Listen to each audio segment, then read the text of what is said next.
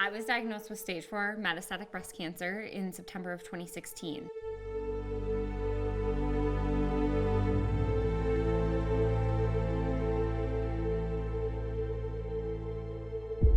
It means that I was diagnosed with breast cancer that had left breast tissue. So when breast cancer goes to another organ, your liver, bones, brain, that means that it's metastatic or stage 4.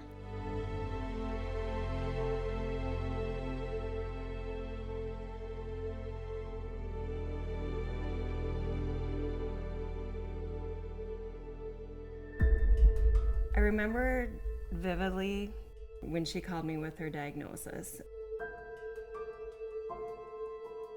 And we found out that it was metastatic, stage 4 breast cancer that she was going to have forever. I mean, I guess I would say my world fell apart.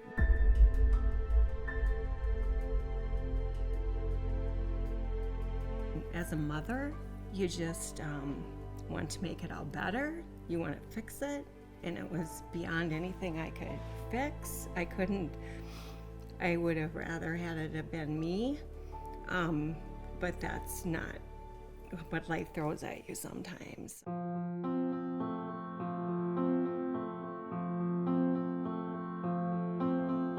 Erin's the kind of person that just attracts everybody to her. She is very caring, very loving.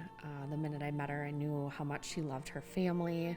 She will honestly do anything for anybody.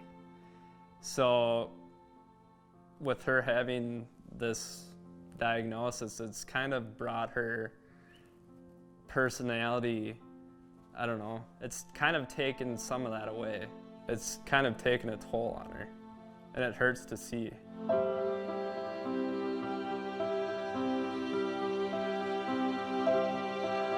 I would say the past couple months have been some of the hardest, to the point where she doesn't get out of bed, which just, it kills me because I know she wants to be there for the kids.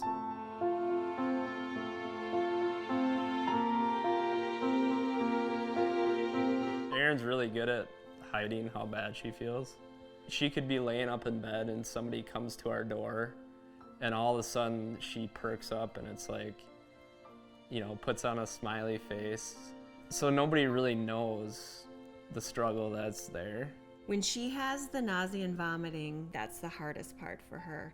That's hardest part for me too, is when I see her looking sick.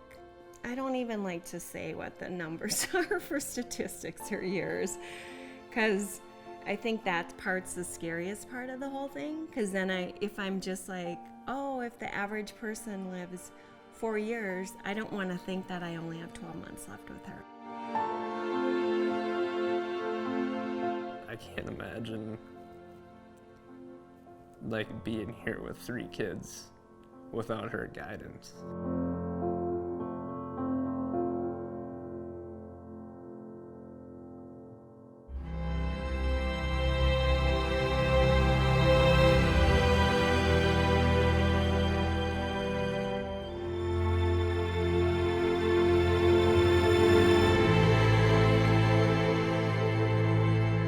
She lives for her kids.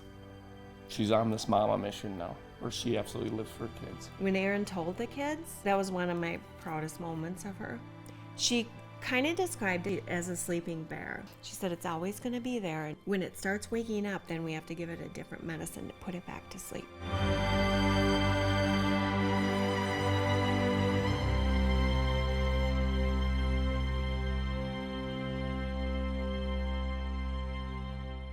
Unfortunately, this is what cancer does. Is it just like wreaks havoc in families.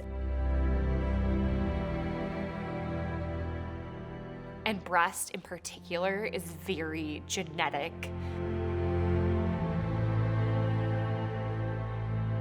I pray to God that Reese does not have the mutation. I wouldn't ever wish this upon anyone, but you obviously wouldn't ever wish this upon your own daughter. All I can do is just instill in her that there's always hope and there's always a plan, and just because mommy was stage 4 does not mean that in any way that ever has to happen to her. I pray and hope that it's going to be a whole different world. It's going to be a world where she might not even have to have surgery to prevent breast cancer or do anything majorly invasive. And that only is going to be because of research and funding and figuring out cancer and why it happens and how we can stop it. We're all in this together, and whether you're weak and you can't fight anymore because you get to that point in this world, well, then the rest of us are gonna pick you up and we're gonna do it for you. And if I ever get to that point, I know damn well that I have an entire army behind me that's gonna pick me up, and we're gonna still do this. And we're gonna do this until we figure it out.